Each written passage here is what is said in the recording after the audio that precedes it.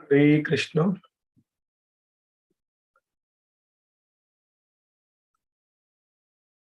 जय राधा माधव कुंज विहारी। जय राधा माधव कुंज विहारी। गोपी जन वल्लभा गिरिवरधारी। गोपी जन वल्लभा गिरिवरधारी। यशोदानंदना व्रज जन रंजना।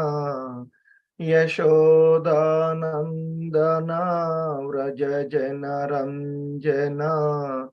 यमुना तीरा वनचारी। यमुना तीरा वनचारी। जय राधा माधव कुंज विहारी। ओम नमो भगवते वासुदेवाय। ओम नमो भगवते वासुदेवाय। ओम नमो भगवते वासुदेवाय। नारायणं नमस्कृत्य नरं चैव नरोत्तमं देवीं सरस्वतीं व्यासं ततो जयमुदीरयेत्। नष्टप्रायेष्वभद्रेषु नित्यं भागवत सेवया भगवती उत्तम श्लोके भक्तिर्भवति नैष्टिकी। हरे कृष्ण। సో ఈరోజు శ్రీమద్ భాగవతము క్లాస్కి ఇస్కాన్ మంగళూరు శ్రీ శ్రీ రాధా గోవింద ఆలయం తరపున మీ అందరికీ కూడా స్వాగతం తెలియచేస్తూ ఉన్నాము. సో మనము ఈ భాగవతం క్లాస్లో 3వ స్కందము యథాస్థితి, అందులో అంతకుముందు భగవద్ధామ వర్ణన అనేటువంటి అంశాన్ని మనము పూర్తి చేసుకొని 15వ అధ్యాయము. సో ఇప్పుడు 16వ అధ్యాయము అయినటువంటి ఆ జయ విజయులు మునుల చేత శపింపబడుట అనేటువంటి ఈ అధ్యాయాన్ని చూస్తూ ఉన్నాము. ఇందులో ఇప్పటి వరకు 5 శ్లోకాలను పూర్తి చేసుకున్నటువంటి అంశము. సో ఈరోజు 6వ శ్లోకం నుండి మనము అవగాహన చేసుకోవడానికి ప్రయత్నం చేద్దాం. హరే కృష్ణ.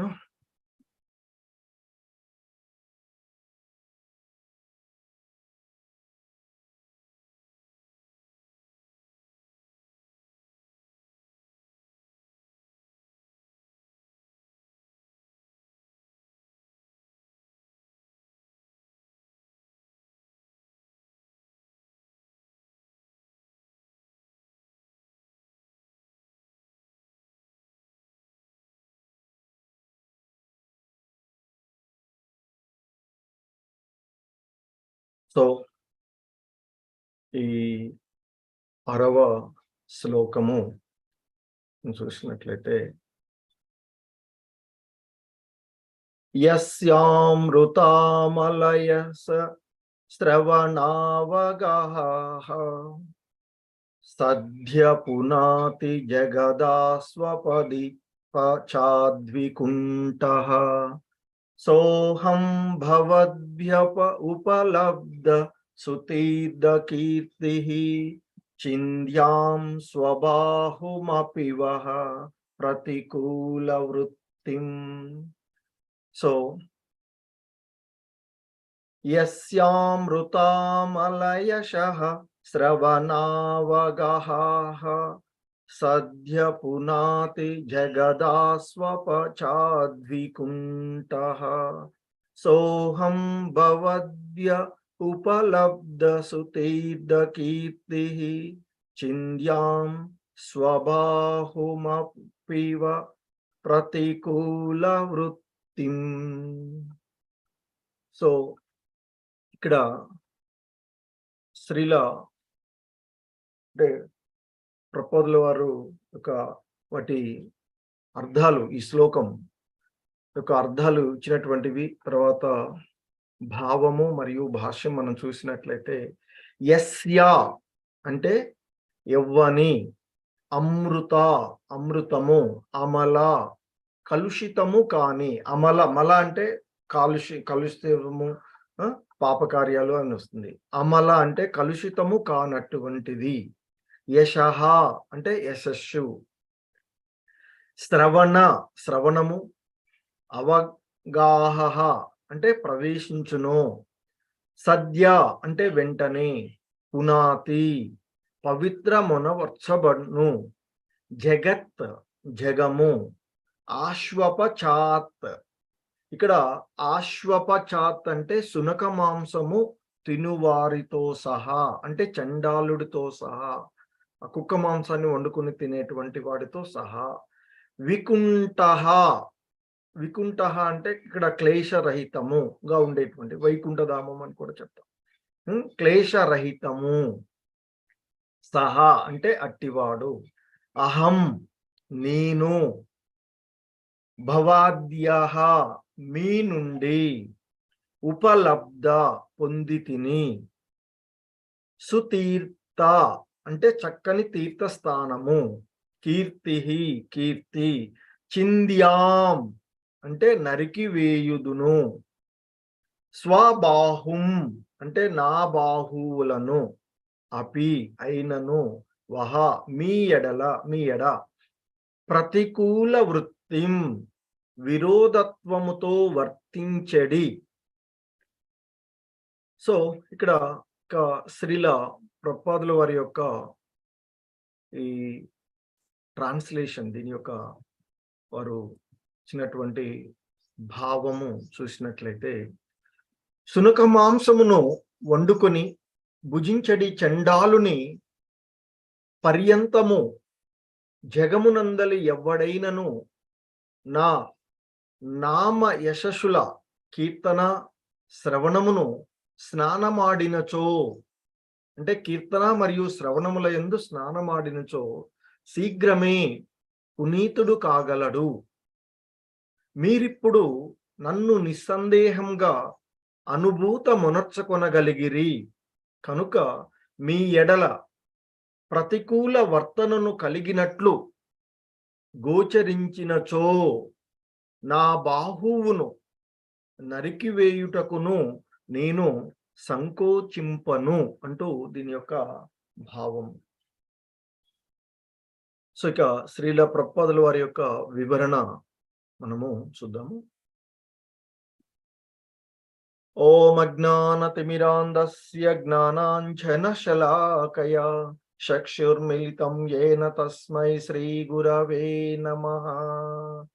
నమో ఓం విష్ణుపాదాయ కృష్ణప్రేష్టాయ భూతలే శ్రీమతే భక్తి వేదాంత స్వామి ఇతి నామినే. నమస్తే సారస్వతీ దేవే గౌరవాణి ప్రచారిణే నిర్విశేష శూన్యవాది పాశ్చాత్య దేశతారిణి. జయ శ్రీకృష్ణ చైతన్య ప్రభు నిత్యానంద శ్రీ అద్వైత గదాధర శ్రీవాసాధి గౌర భక్త బృంద. హరే కృష్ణ కృష్ణ కృష్ణ హరే హరే, హరే రామ రామ రామ హరే హరే. హరే కృష్ణ. అందరికీ ధన్యవాదాలు. సో మనము ఈరోజు ఈ శ్రీమద్ భాగవతంలోని 3వ స్కందము 16వ అధ్యాయమైనటువంటి జయ విజయులు మునుల చేత శపింపబడుట అనేటువంటి అంశాన్ని చూస్తూ ఉన్నాము. సో ఈ క్రమంలో అంతకుముందు ఆ భగవద్ధామ వర్ణనలో ఆ జయ విజయులు ఆ కుమారాదులను అడ్డుకోవడము, దానికి ఆ భగవాన్ యొక్క దర్శనానికి ఆటంకం కలిగిన కారణంగా వారిని శపించడం జరిగినటువంటిది. సో, అది జరుగుతూ ఉన్నటువంటి విషయాలు తెలుసుకున్నటువంటి భగవానుడు ఆ ద్వారం దగ్గరికే సాక్షాత్తు ఆయనే నారాయణుడు అక్కడికి రావడం చూసినటువంటి అంశం. సో, వచ్చిన తర్వాత ఆ భగవానుని దర్శనం జరిగిన తర్వాత ఆ కుమారులలో కలిగినటువంటి ప్రవర్తన అదంతా కూడా 15వ అధ్యాయంలో చూసాము. సో, ఇక 16వ అధ్యాయంలో ఆ వైకుంఠ ద్వారపాలకులైనటువంటి ఆ జయ విజయులు మునుల చేత శపింపబడుట అనేటువంటి ఈ క్రమంలో, సో, ఈ అధ్యాయంలోని మొదటి శ్లోకంలో బ్రహ్మ చెప్తాడు. ఎందుకంటే ఎప్పుడైతే ఆ సనకాది మునులు ఆ భగవంతుని దర్శనం జరిగిందో వారిలో కలిగినటువంటి మార్పులు అవన్నీ కూడా మనం తెలుసుకున్నటువంటిది గత అధ్యాయంలో. ఇక వారు ఆ భగవంతుణ్ణి వేడుకున్నటువంటి అంశాలన్నీ చెప్తూ బ్రహ్మ ఇంకా చెప్తూ ఉంటాడు. ఆ విధంగా మునులు పలికినటువంటి ఆ చక్కని వచనాలను, అలాగే అభినందించినటువంటి ఆ పలుకులను విన్నటువంటి తర్వాత ఆ వైకుంఠ నిలయుడైనటువంటి ఆ వైకుంఠంలో తన నిత్య లీలలు జరిపేటువంటి ఆ నారాయణుడు ఆ మునులతో ఇలా అన్నారు అనుకుంటూ బ్రహ్మ చెప్తూ ఉన్నటువంటి అంశంలో, సో, ఇక బ్రహ్మ మరి ఎవరికి చెప్తున్నారు? ఇవన్నీ కూడా ఆయన్ని ఆశ్రయించి ఆయన దగ్గరకు వచ్చినటువంటి దేవతలతో తెలియచేస్తూ ఉన్నటువంటి అంశము. ఇక బ్రహ్మ చెప్తాడు, ఆ భగవాన్ నారాయణుడు ఈ విధంగా అంటూ ఉన్నారు అనంటే రెండో శ్లోకంలో ఆయన చెప్తాడు. ఆ దేవాదేవుడైనటువంటి నారాయణుడు ఏం పలికాడో చెప్తారు.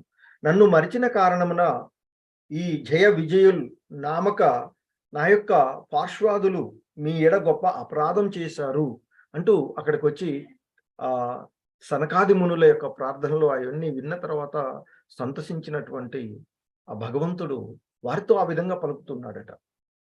సో, నన్ను మర్చిన కారణంగానే వారు మీ ఎడ అపరాధం చేశారు. నా యొక్క పార్శ్వాదులు నాతో ఉండేటువంటి నా ద్వారపాలకులైనటువంటి జయ విజయ నామధేయులు అంటూ చెప్పి ఇంకా ఆయన అంటారు, ఓ మునులారా, వీరికి అంటే మీరు విధించినటువంటి నా భక్తులైనటువంటి జయ విజయులకు మీరు విధించినటువంటి శిక్షను నేను సమ్మతిస్తూ ఉన్నాను. ఎందుకంటే నా భక్తులైనటువంటి మీ ఎడ వారు అపరాధం చేశారు. మరి ఆ అపరాధానికి నా భక్తులైనటువంటి వారిని మీరు శిక్షించినట్టు అంటే శాపం ఏదైతే ఇచ్చారో మీరు దాన్ని నేను సమ్మతిస్తూనే ఉన్నాను అంటూ చెప్తారు ఆయన. అలాగే ఇంకా ఆయన చెప్పినటువంటి అంశము, బ్రాహ్మణులే నాకు పరమ ప్రియులు. ఎందుకంటే వీరు బ్రాహ్మణులు, ఆ బ్రహ్మ కుమారులు కదా. సో, ఈ ద్వారపాలకులు నా సేవకులైనటువంటి కారణంగా వారు చూపినటువంటి అగౌరవం వాస్తవమునకు నా చేత ప్రదర్శింపబడినదియే. ఇది నా అపరాధమనే నేను తలుస్తూ ఉన్నాను. కనుక జరిగిన ఈ సంఘటనను నేనిప్పుడు క్షమాపణ వేడుచున్నాను అంటూ 4వ శ్లోకంలో ఆయన చెప్పినటువంటిది.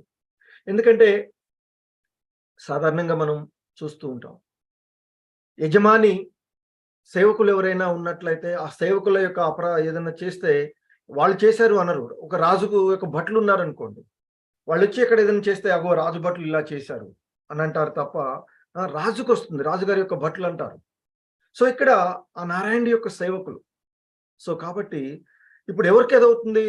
బాస్ ఎవరు అంటే ఎవరైతే ఉన్నారో వారికే వస్తుంది. కనుక యజమానిగా ఉన్నటువంటి ఆ నారాయణ ఆయన అందుకనే ఆయన యొక్క అపరాధాలు, భక్తులు చేసినటువంటి అపరాధాలను తాను తన వల్లనే, ఎందుకంటే ఆయన భక్తులుగా ఉన్నటువంటి వాళ్ళు సో జరిపినటువంటి ఆ అపరాధాలు కనుక ఆయన వాటికి క్షమాపణ వేర్చున్నాను అంటూ ఆయన చెప్పినటువంటి.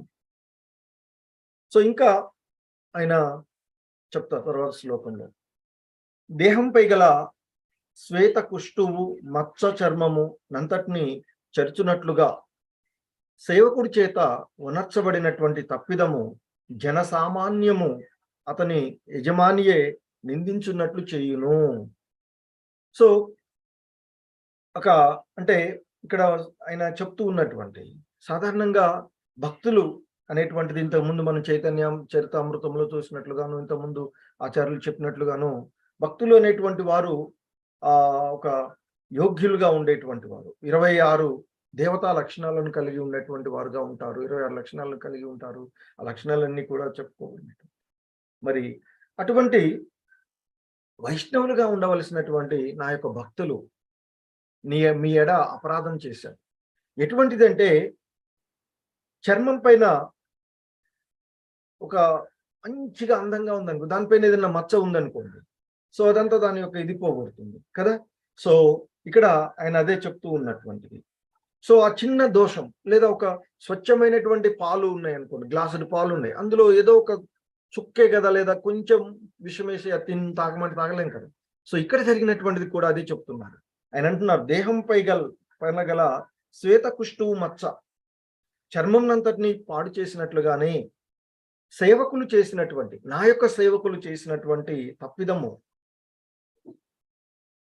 వాళ్ళు ఎలాగైతే ఆ చిన్న ఇది ఆ చర్మం అంతటిని పాడు చేస్తుందో, అదే మాదిరిగా ఇక్కడ నా యొక్క భక్తులు చేసినటువంటి అపరాధం, సో ఈ లోకంలో అంటే మొత్తానికి నాకు అది ఇచ్చినటువంటి, ఎందుకంటే సేవకుడు చేసేటువంటి తప్పుని యజమానికే చేస్తారు. రాజు పలానా రాజు యొక్క బట్టలు చేశారు అంటే రాజు సక్రమంగా లేడు అని అంటారు. సో కాబట్టి ఇక్కడ నా యొక్క అపరాధంగానే నేను అది భావిస్తూ ఉన్నాను అనేటువంటి అంశంతో ఆ భగవంతుడు చెప్పినటువంటి అంశం చెప్పి, ఇంకా ఆయన మునులతో ఈ విధంగా అంటూ ఉన్నటువంటి అంశం. ఎందుకంటే ఇక్కడ భక్తులు ఎటువంటి వారు భక్తులు కావచ్చు, భక్తులు ఏ విధంగా అనేటువంటి అంశాన్ని కూడా ఆయన చాలా చక్కగా మనకి వివరిస్తూ ఉన్నటువంటి అంశము. సో ఇక్కడ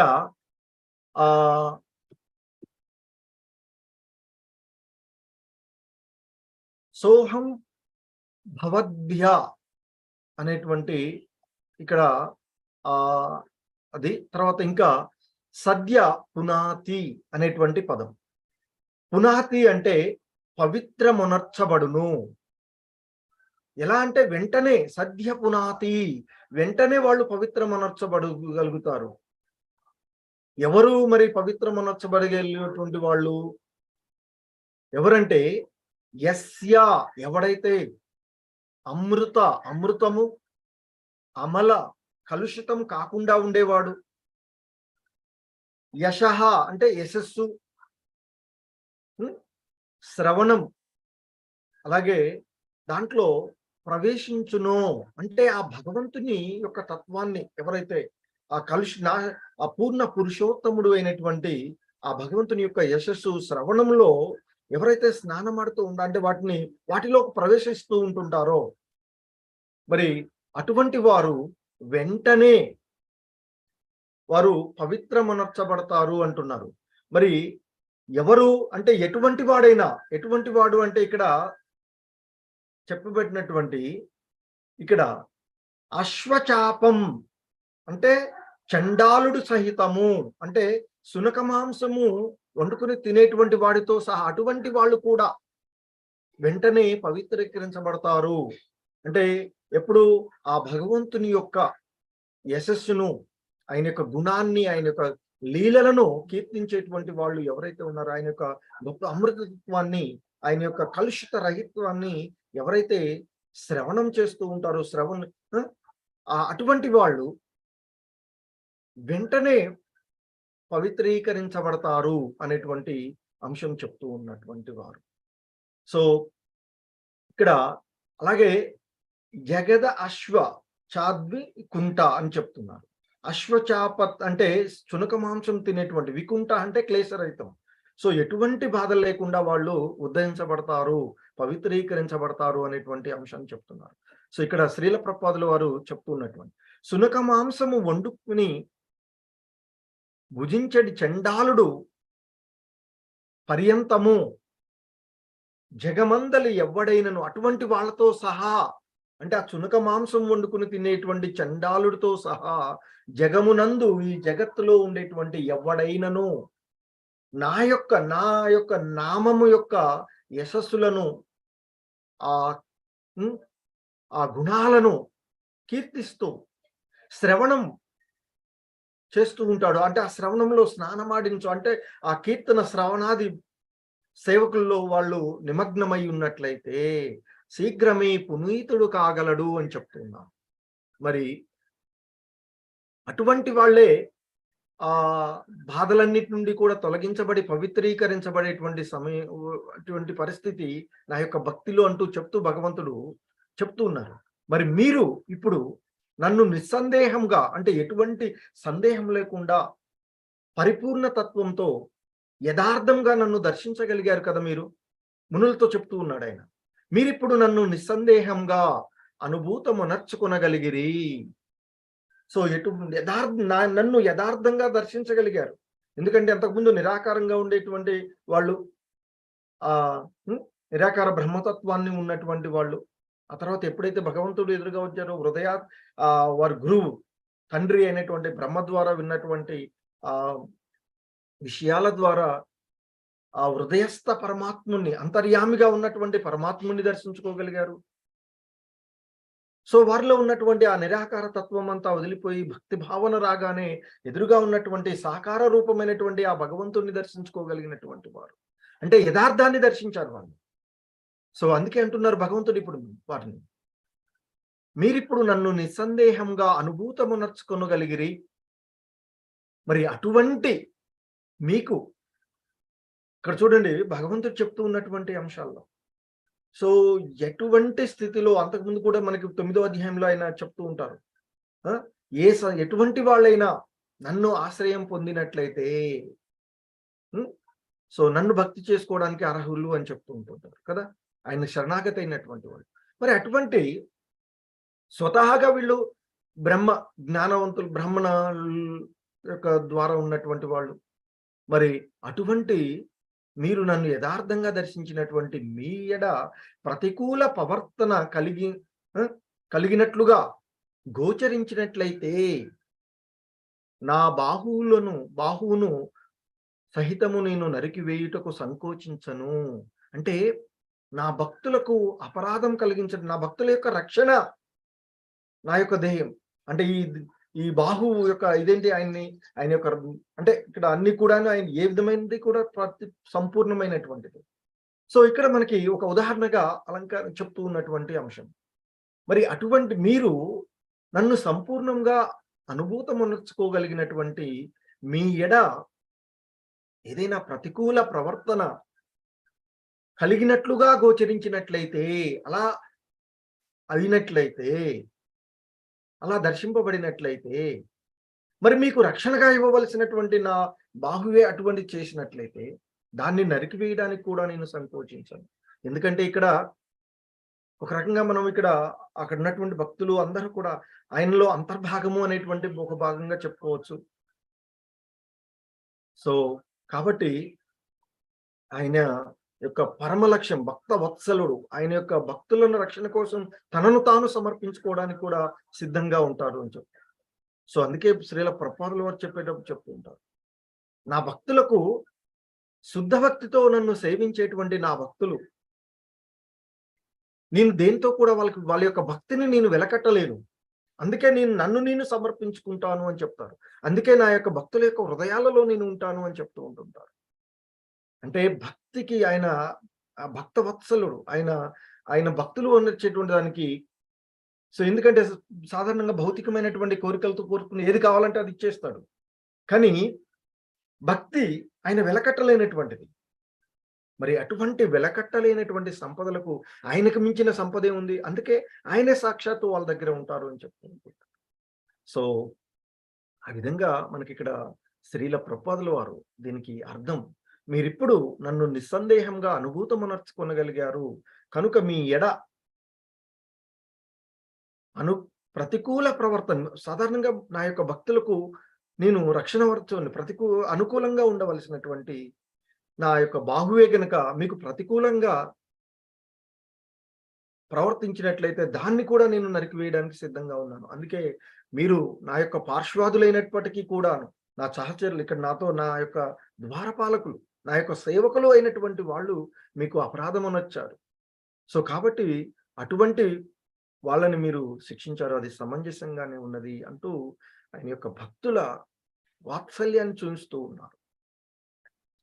సో ఇక శ్రీల ప్రభుపాదుల వారు దీనికి చాలా చక్కటి భాష్యాన్ని వారు మనకి అందించినటువంటిది శ్రీల ప్రభుపాద్‌కి జై. సో, ఇక్కడ ముఖ్యంగా చెప్తూ ఉన్నారు. అంటే ఆ భక్తి భావనలో మనం ఉండేటువంటి విధానాలని, ఆ భక్తిలో ఆ! మనకి ఉండేటువంటి అంశాలని ఇక్కడ వివరిస్తూ ఉన్నటువంటి అంశం. సభ్యులందరూను కృష్ణ భక్తి భావనను స్వీకరించినప్పుడే మానవ సంగమునందు నిజమైన పవిత్రీకరణము సిద్ధించగలదు. సో, కాబట్టి ఈ సమాజంలో ఉండేటువంటి వాళ్ళందరూ కూడా సరైనటువంటి ఆ కృష్ణ చైతన్యంలో కృష్ణ భక్తి భావనను పొందినప్పుడే ఈ మానవ సంఘమంతా కూడా, ఈ సమాజమంతా కూడా నిజమైనటువంటి పవిత్రీకరణం. అంతేకాని ఆ! బలవంతంగా ఇంద్రియాలను నిగ్రహించుకోవడము, దానికోసం యజ్ఞయాగాదులు చేయడం, లేకపోతే తపస్సులు చేయడము, అది కాదు ఇక్కడ అడుగుతున్నటువంటి శ్రీల ప్రభుపాదుల వారు. ఈ సమాజం ఉద్ధరించబడేటువంటి ఆధ్యాత్మిక జ్ఞానంలో ముందుకు పోయేటువంటి విధానాన్ని ఇక్కడ మనకి ఆయన తెలియచేస్తూ ఉన్నటువంటి అంశం. సభ్యులందరూ కృష్ణ భక్తి భావనను స్వీకరించినప్పుడే, అంటే మనమంతా కూడా స్వతహా ఆ భగవంతుని యొక్క సేవకులము అనేటువంటి భావన, స్వభావం. మరి లక్షణం ఏంటంటే శాశ్వతం. మనమంతా కూడా వాస్తవానికి ఆత్మలుగా శాశ్వతం. సో, మరి అటువంటి ఆ తత్వాన్ని భగవంతుని యొక్క సేవకులము అనేటువంటి భావన వచ్చినప్పుడు ఈ సమాజం అంతా కూడా పవిత్రీకరించబడుతుందని చెప్తున్నారు. సమస్త వేద వాజ్మయం ఇచ్చట స్పష్టంగా తెలుపబడినది. ఎందుకంటే ఆయన చెప్పారు, ఎటువంటి వాడైనా నా భక్తిలోకి వచ్చి నన్ను శరణొచ్చినట్లయితే అతడు వెంటనే పవిత్రీకరించబడతాడు అనేటువంటి అంశాన్ని చెప్పినటువంటి అంశం. కుక్క మాంసం తినేటువంటి చండాలుడు సహితము నా యొక్క ఆ యశస్సు, ఆ లీలలను కీర్తనం చేస్తూ చేస్తూ ఉంటాడు, కీర్తనం శ్రవణం చేస్తూ ఉంటాడు. అటువంటి వాడు శీఘ్రమే అన్ని బంధాల నుండి, అన్ని బాధల నుండి విముక్తి చేయబడతాడు. ఈ భౌతిక భావనలన్నిటి నుండి కూడా విముక్తి చేయబడతాడు. శీఘ్రమే నా భక్తుడవుతాడు అనేటువంటి అంశం. మరి ఇక్కడ భక్తులు అనంటే వచ్చేసి మేము చేస్తూ ఉన్నాము అనేటువంటి భావన కాదు. పరిపూర్ణంగా ఆ భగవంతుణ్ణి మర్చిపోకుండా, భగవంతుని యొక్క సేవకుడుగా ప్రతి దానిలోనూ ఆ భగవత్ తత్వంలో చూడగలిగేటువంటి అంశం. ఇంకా చెప్తూ ఉన్నారు, పూర్ణ శ్రద్ధతో కృష్ణ భక్తి భావనను స్వీకరించువాడు మంచి నడతతో పురోగమించకున్నను పవిత్రుడు కాగలడు అనేటువంటి అంశాన్ని చెప్తున్నాం. అంటే పరిపూర్ణమైనటువంటి శ్రద్ధతో అతడు ఆ కృష్ణ భక్తి భావనను స్వీకరించినట్లయితే అతడు పవిత్రుడే అని చెప్తున్నారు. సో, మంచి నడతతో పురోగమించకున్నను అనేటువంటి అంశాన్ని ఇక్కడ మనకి చూపెడుతూ చెప్తున్నారు. ఎందుకంటే బయటకు మాత్రం అంతా ఒకటి గొప్పగా కనిపిస్తూ సో ఉండేటువంటి విధానం కాకుండా అని చెప్తున్నారు. దీనికి గురువులు ఒక ఉదాహరణ చెప్తూ ఉంటారు. ఒక దొంగ స్వతహాగా తన యొక్క దేహ సంబంధమైనటువంటి అంశాల్లో నిరంతరము అతడు దొంగతనం చేస్తూ జీవనాన్ని గడిపినటువంటి వాడు. దానికి బాగా పూర్తిగా అనురక్తుడై ఉన్నటువంటి వాడు. అటువంటి ఆయన భక్తుల యొక్క సాంగత్యంలోనికి వచ్చి కృష్ణ చైతన్యాన్ని స్వీకరిస్తాడు. సో, మరి సాధారణంగా భక్తుల యొక్క సాంగత్యంలో కృష్ణ చైతన్యంలో ఉండి భక్తి చేస్తూ ఉన్నటువంటి సందర్భంలో తీర్థయాత్రలకు వెళ్తూ అంతే కదా, సాంగత్యంలో భగవంతుని పవిత్రమైనటువంటి స్థలాలను చూసేటువంటి అవకాశం. సో, అందరూ సమూహంతో కలిసి ఆయన కూడా భక్తులందరితో కలిసి వెళ్తారు. సో, నో డౌట్ ఆయన చాలా పరిపూర్ణమైనటువంటి శ్రద్ధతో కృష్ణ భక్తి భావనను స్వీకరించాడు. కృష్ణ చైతన్యాన్ని స్వీకరించి ఉన్నటువంటి వాడే. సో, ఇక అందరూ డే టైంలో దర్శనం జరుపుకుంటారు. అందరూ మంచిగానే ఉంటారు. రాత్రి రాగానే అంతకుముందు అతడు దేహ సంబంధమైనటువంటి స్వభావంతో అతనికి ఏంటి రాత్రి నిద్ర రాదు. ఏం చేస్తూ ఉంటాడు? దొంగతనం చేసేటువంటి వాడు కదా. సో, అదే అలవాట్లలో ఉంటాడు. సో, అయితే మరి ఆ దొంగతనం అనేటువంటిది ఆ దేహ సంబంధమైనటువంటి విషయాన్ని అతడు మర్చిపోలేక నిద్రపోకుండా ఏం చేస్తాడు? అక్కడ ఉన్నటువంటి భక్తుల యొక్క వస్తువులని తీస్తూ ఉంటుంటాడు. అయితే మరి సాధారణంగా అంతకుముందు చేసినటువంటి అంశం ఏంటి? అతడు ఆ వస్తువులను తీసుకెళ్లడం, తన దగ్గర ఎక్కడో దగ్గర దాసేసుకోవడం, తను వాడుకోవడం చేసేటువంటి వాడు. మరి ఇప్పుడు ఆయన సంపూర్ణమైనటువంటి కృష్ణ చైతన్యంలో ఉన్నాడు కనుక, అవి తీసుకొని తన కోసం తీసి అవేం చేస్తాడు, తను దేహంగా అలవాటు పడినటువంటి ఆ విషయాన్ని మర్చిపోలేక, ఒక రూమ్‌లో ఉన్నటువంటి ఒక భక్తుల యొక్క వస్తువులు తీసిపోయి ఇంకో దగ్గర పెట్టి, మళ్ళీ ఇక్కడున్నయి అక్కడ పెట్టేసి చేస్తారు. లేవగానే అందరూ భక్తులు ఏం చేస్తారు, నా వస్తువులు పోయింది, నా వస్తువులు. బట్ చూస్తే పక్క పక్క వాళ్ళ రూములలో ఉంటాయి. వాళ్ళంతా ఏంటి పరిస్థితి అంటే, ఆ భక్తుడు చెప్తాడట. నేను స్వతహాగా బట్ ఇప్పుడు ఈ భక్తిలోకొచ్చాను. సంపూర్ణంగా కృష్ణ చైతన్యంలో ఉన్నాను. దేహ సంబంధమైన విషయాలను మర్చిపోలేకుంటున్నా. అంటే ఇంకా వదిలేయలేకపోయాను కాబట్టి చేశానంటే. సో, అది ఇక్కడ అంటే ఇక్కడ మనం అంటే మంచి నడతతో పురోగమించకున్నను అంటే ఇంకా కాదు. సంపూర్ణమైనటువంటి విశ్వాసంతో నమ్మి ఆ భగవంతుడిని పూర్తిగా శరణాగతుడైతే భక్తుడే అనేటువంటి అంశాన్ని మనకి శ్రీల ప్రభుపాదుల వారు గురువులు చెప్పినటువంటి అంశం. సో, అందుకే చెప్తూ ఉంటారు. పవిత్రుడు కాగలడు అంటే పరిపూర్ణమైనటువంటి నమ్మకంతో ఆ భగవంతుడికి పూర్తిగా శరణాగతి అయినటువంటి ప్రతి వాళ్ళు కూడా పవిత్రులవుతారు అని చెప్తారు. బయటికి అతడు ఒకవేళ ఆహ్, ఆహ్, ఒక్కొక్కసారి పతనం చెందినటువంటి వాడుగా చూస్తే ఏమనిపిస్తుంది? దొంగతనం చేసినట్లుగానే ఉంటుంది. హ్మ్. సో, ఇంకా చెప్తారు. సంఘమునందలి సమస్త భాగములలోని ప్రతి ఒక్కరూ చక్కని నడత కలిగిన వారు అని ఊహించజాలకున్నను సంఘంలోని ఏ భాగము నుండైనను భక్తుడు తయారు కావచ్చు. అది చెప్తుంది. ఈ సంఘంలో అందరూ కూడా బ్రాహ్మణులున్నారు, క్షత్రియులుంటారు, వైశ్యులున్నారు, శూద్రులుగా ఉంటారు, అందులో కూడా వివిధ రకాలుగా సృష్టిలో చెప్తాం 84,00,000 జీవజాతులు 4,00,000 రకాలైనటువంటి మానవులుగా ఉంటామని చెప్తాం. సో, ఆ విధంగా ఇక్కడ సంఘంలో డిఫరెంట్‌గా కనిపిస్తూ ఉంటాం. అటువంటి వాళ్ళలో బ్రాహ్మణులైన, క్షత్రియులైన, వైశ్యులైన, శూద్రుడైన భగవంతుడు మనకు 9వ అధ్యాయంలో చెప్తారు. ఆ! స్ పాపపు జన్మల్లో పొందినటువంటి వాళ్ళైనా, స్త్రీలైనా, వైశ్యులైనా, శూద్రులైనా నా యొక్క భక్తి భావనను పొందవచ్చు అని చెప్తారు. కదా! 9వ అధ్యాయం మనకి. సో, అందుకే ఇక్కడ చెప్తూ ఉన్నారు. ప్రతి ఒక్కరు కూడా భక్తులు కావచ్చు అని చెప్తూ. సో, ముఖ్యంగా శ్రీల ప్రభుపాదుల వారు మనకు చెప్తారు. ఈ శ్లోకమునందు మరియు భగవద్గీత యందు పలుచోట్ల తెలుపబడినట్లుగా మనుజుడు బ్రాహ్మణ వంశమునందు జన్మించనప్పటికిని లేదా చండాల వంశమును జన్మించినప్పటికిని కృష్ణ భక్తి భావనను స్వీకరించినచో శీఘ్రమే పునీతుడు కాగలడు. సో, ఇక్కడ కూడా మనకి భగవద్గీతలో కూడా చెప్పినటువంటి ఈ వర్ణాలన్నీ కూడా వారి యొక్క గుణాలను బట్టి, వారు చేసేటువంటి కర్మలను బట్టి, వారు అంతకుముందు చేసినటువంటి కర్మలను బట్టి వస్తాయి తప్ప వేరుక కావు అనేటువంటి అంశాన్ని చెప్తూ ఉంటుంటారు. సో, అందుకే అంతకుముందే చెప్పారు మనకి.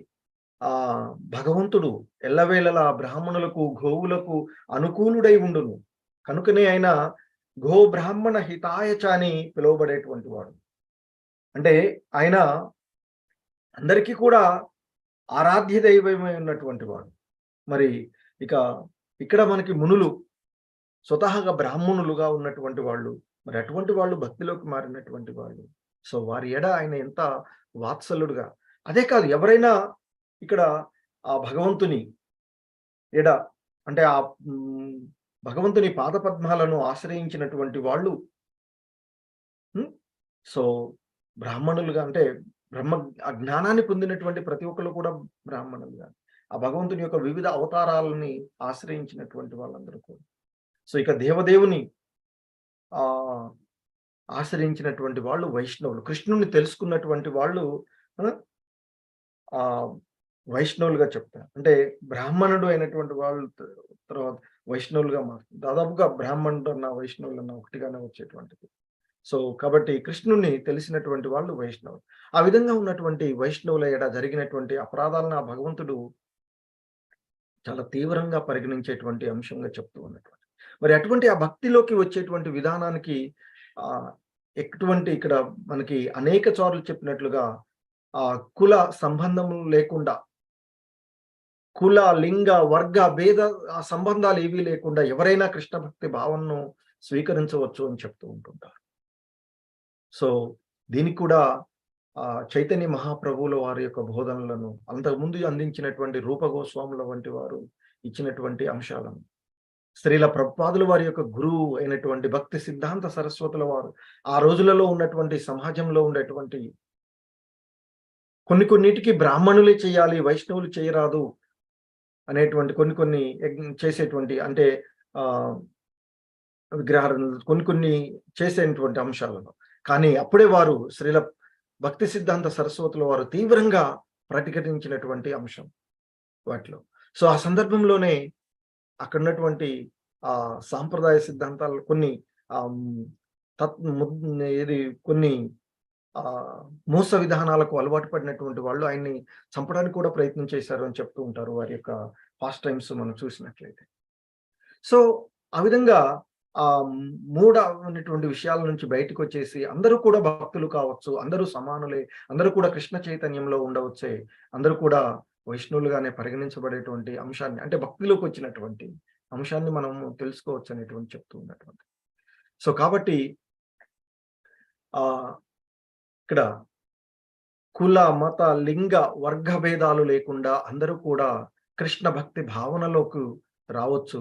అలా కృష్ణ భక్తి భావనను స్వీకరించినచో వాళ్ళు వెంటనే పునీతుడు అవుతారు అనేటువంటి అంశాన్ని చెప్తూ ఉన్నారు. ఇక మానవుడు చక్కని నడత లేనట్లుగా గోచరించినను కృష్ణ భక్తి రసభావితుడై ఉన్నచో అతన్ని సాధువుగానే భావించవలనని భగవద్గీత యందు స్పష్టంగా తెలుపబడినటువంటి అంశాన్ని మనకి ఇక్కడ శ్రీల ప్రభుపాదుల వారు గుర్తు చేస్తూ ఉన్నటువంటి అంశం. మానవుడు ఈ భౌతిక జగమున నిలిచినంత కాలము ఇతరులతో కావించడి వ్యవహారమున మనము 2 రకాల సంబంధము ఉండవచ్చును అని చెప్తారు. ఒకటి దేహమునకు సంబంధించినటువంటి సంబంధము, మరొకటి ఆత్మకు సంబంధించినటువంటిది. సో, ఇంతకుముందు చెప్పాం దేహ సంబంధమైనటువంటి అంశాల్లో బయటికి వాళ్ళు అంటే కృష్ణ చైతన్యంలో సంపూర్ణ చైతన్యంలోనే ఉండి కొంతమంది వృత్తిరీత్యా దేహ సంబంధమైనటువంటి పనుల రీత్యా వేరు పనులు చేస్తూ ఉండవచ్చు. అంత మాత్రాన అతడు సాధువుగా కాదు అనేటువంటి అంశం కాదు అని చెప్తూ ఉన్నారు ఇక్కడ. కాబట్టి ఇక్కడ అందుకే మనకి శ్రీల ప్రభుపాదుల వారు చెప్తున్నారు. మన వ్యవహారాలను బట్టి 2 రకాల సంబంధం, దేహ సంబంధము, ఆత్మ సంబంధం. ఇక్కడ చెప్తూ ఉన్నటువంటి ఒకానొక మనుజుడు ఆధ్యాత్మిక స్థాయిలో పునీతుడే అయినప్పటికీ దైహిక వ్యవహారములు లేదా సాంఘిక కలాపములకు సంబంధించినంత వరకు దేహపరమగు సంబంధంతోనే వర్తించున్నట్లుగా కొన్ని మార్లు గోచరించును. ఇంతకుముందు మనం చెప్పుకున్నటువంటి ఉదాంతం దొంగ యొక్క సంబంధం లాంటి. సో, చండాల వంశమున జన్మించిన భక్తుడు కొన్ని మార్లు తత్సంబంధిత కార్యమును నెలకొనినట్లుగా గోచరించును. అతన్ని చండాలునుగా మాత్రం భావించరాదు. ఎందుకంటే అతడు కృష్ణ సంబంధాన్ని అతడు ఎరిగినటువంటి వాడు, కృష్ణుడి గురించి అతడు తెలుసుకున్నటువంటి వాడు. సో, కాబట్టి అతడు వైష్ణవుడైన వానిగానే అతని దేహ దృష్ట్యా అంచనా వేయరాదు. అంటే బయటికి కనిపించేటువంటి అతడు చేసే దేహ సంబంధమైనటువంటి పని ఏం చేశాడు? రాత్రి సమయంలో దొంగతనం చేశాడు. అంత మాత్రాన అతడు దొంగ కాదు. ఎందుకంటే సంపూర్ణ సాధువే అతడు. దుర్మార్గుడు కాదు, దురాత్మ కాదు, మహాత్ముడుగానే చెప్పాలి. ఎందుకంటే సంపూర్ణంగా కృష్ణ భక్తి భావనను అతడు చేసినటువంటి. సో, అలాగే ఇక్కడ మనకి ఇంకా చాలా అంశాలని రూప గోస్వాముల వారు ఉపదేశ అమృతంలో చెప్తారు. అలాగే ఇక్కడ మనకు చెప్తున్నారు, మందిరమందలి శ్రీ విగ్రహము దారు నిర్మితమని చెక్కతో చేస్తారు కదా, లేదా శాశాన నిర్మితమని భావించరాదు. ఎందుకంటే అక్కడ ఉన్నటువంటి ఆ శ్రీ విగ్రహం భగవంతుడే, సాక్షాత్తు ఎదురుగా ఉన్నటువంటి భగవంతుడే. అంతేగాని దాన్ని కట్టెగాను చూసామనుకోండి. ఎందుకంటే వస్తువు చూస్తే, దేహ సంబంధంగా చూస్తే మనకి ఏంది కట్టెలాగానే కనిపిస్తూ ఉంటుంది కదా. సో, కాబట్టి అందుకే అంటున్నారు ఆత్మ సంబంధము, దేహ సంబంధం అనేటువంటి అంశం. ఆత్మతత్వాన్ని ఎరిగి పరమాత్ముని తెలుసుకొని భగవంతుణ్ణి దర్శించుకోవడం వేరు. మామూలుగా చూస్తే రాయిలాగానే లేదు చెక్కలాగానే కనిపిస్తూ ఉండేటువంటి అంశం ఎదురుగా ఉండేటువంటి శ్రీ విగ్రహం. సో, కాబట్టి మనం చూసేటువంటి దృష్టిని ఇక్కడ చెప్తూ ఉన్నారు. సో, శ్రీ విగ్రహం దారు నిర్మితమని లేదా శాశాన నిర్మితమని భావించరాదు. అలాగే నీచ కులాలలో జన్మించినటువంటి వాడైనా, వీడు బ్రాహ్మణ కుటుంబంలో జన్మించలేదు కాబట్టి దీనికి పనికిరాడు అనేటువంటి అంశం కాకుండా, చెప్తూ ఉన్నారు. సో బ్రాహ్మణ కుటుంబంలో పుట్టినటువంటి వాడికి ఈజీగా అనుకూలమైనటువంటి అంశం ఉంటుంది. వారికి ఎక్కువగా సహకారం లభిస్తుంది. ఎందుకంటే అక్కడ ఉన్నటువంటి విషయాలు అవన్నీ కూడా ఉంటాయి. సో నీచ కులజుడైనటువంటి వాడు కృష్ణ భక్తి భావనను స్వీకరించినప్పటికిని నీచ కులజుడైనని తలచురాదు, శాస్త్రములు తెలుపుచున్నవి అనేటువంటి అంశాన్ని మనకి ఇక్కడ శ్రీల ప్రభుపాదుల వారు చెప్తూ ఉన్నటువంటి. ఇంకా కృష్ణ భక్తి భావనను స్వీకరించిన వాడెవడైనను పూర్ణంగా పునీతుడు కాగానే అంటే పునీతునిగానే భావించబడును, కనుక పైన తెలుపబడిన నైజము నిషేధించబడినది. అట్టి వానిని కనీసము పవిత్రీకరణమును చేపట్టిన వానిగానైనను భావించవచ్చును. అంటే భక్తి భావంలో మొదటి దశలో ఉన్నటువంటి అతడు కృష్ణ భక్తిని అంటిపెట్టుకుని ఉన్నచో కొలది కాలంలోనే పూర్ణంగా పవిత్రుడు కాగలడు. సో ఇంకా చెప్తున్నారు, సారాంశమేమనగా కృష్ణ భక్తి భావనను సంపూర్ణ శ్రద్ధతో స్వీకరించిన వాడు పునీతుడైనట్టి వాడే అని అవగతం చేసుకొనవలెను. అన్ని విధములుగా అతనికి రక్షణ వసుగుటకు శ్రీకృష్ణ భగవానుడు సంసిద్ధుడయ్యుండును. ఆయనను ఆశ్రయించినటువంటి వాళ్ళు ఎవరినైనాను ఆయన తప్పక రక్షిస్తాను అనేటువంటి వాడు. సో ఆయన రక్షణ ఇచ్చేటువంటి వాడు. సో అందుకే ఆయన అంటున్నాడు, తన దేహమునందలి ఒక భాగమును ఖండించుకొనవలసినటువంటి అవసరం వచ్చినట్లయితే భక్తుల రక్షణ నొసుగుటకు తాను సిద్ధమైనని ఇచ్చట నారాయణుడు తెలుపుతూ ఉన్నటువంటి అంశం. అంటే తన యొక్క భక్తులను రక్షణ కొరకై ఎటువంటి వాడైనా తన యొక్క భక్తుడిగా మారినటువంటి వాడికి తన రక్షణ వసకడానికి తన దేహంలోని ఒక భాగానైనా తాను అంటే ఖండించుకోవడానికి సిద్ధంగా ఉన్నాను అనేటువంటి అంశాన్ని అంటే ఆ విశ్వాసాన్ని కలగజేస్తూ ఉన్నారు. అంటే తన యొక్క భక్తులను రక్షణకు నేను ఉన్నాను అనేటువంటి అంశాన్ని ఆ భగవంతుడు తెలియచేస్తూ ఉన్నారు అనేటువంటి. సో ఎందుకంటే మనకి భగవద్గీతలో కూడా భగవంతుడు అని చెప్పినట్టు ఈ భక్తులు అనేటువంటి భక్తి తత్వాన్ని పొందినటువంటి దానికి ఎటువంటి సంబంధం లేదు అని. అలాగే ఆయన చెప్తారు, అన్ని జీవుల ఎడ నేను నిష్పక్షపాతంగానే ఉంటాను అనేటువంటి అంశాన్ని ఆయన తెలియచేసేటువంటి. ఎందుకంటే ఆయన చెప్తారు మనకి భగవద్గీత 9వ అధ్యాయంలోని 29వ శ్లోకంలో చెప్తారు, సమ్మోహం సర్వభూతేషు నమే ద్వేషోస్తి న ప్రియః ఏ భజంతి తుమాం భక్త్యా మైతే తేషు చాప్యహం అని చెప్తూ ఉంటారు. నేను ఎవరిని ద్వేషించను, ఎవరి ఎడ పక్షపాతం చూపను, నేను అందరి పట్ల సమభావంతో ఉంటాను. కానీ అక్కడ మళ్ళీ చెప్తారు ఆయన, నాకు భక్తితో సేవ చేసేటువంటి వాడు మిత్రుడై నాలోనే ఉంటాడు, నేను కూడా అతనికి మిత్రుడై అతనిలోనే ఉంటాను. అది భగవంతుడు మనకి ఇచ్చేటువంటి అభయం, ఆ భగవంతుడు ఇచ్చేటువంటి రక్షణ, భక్తిలోకి ఒకసారి వచ్చినప్పుడు మనకి కలిగేటువంటి రక్షణ అనేటువంటిది ఇక్కడ మనకి తెలియచేస్తూ ఉన్నటువంటి అంశం.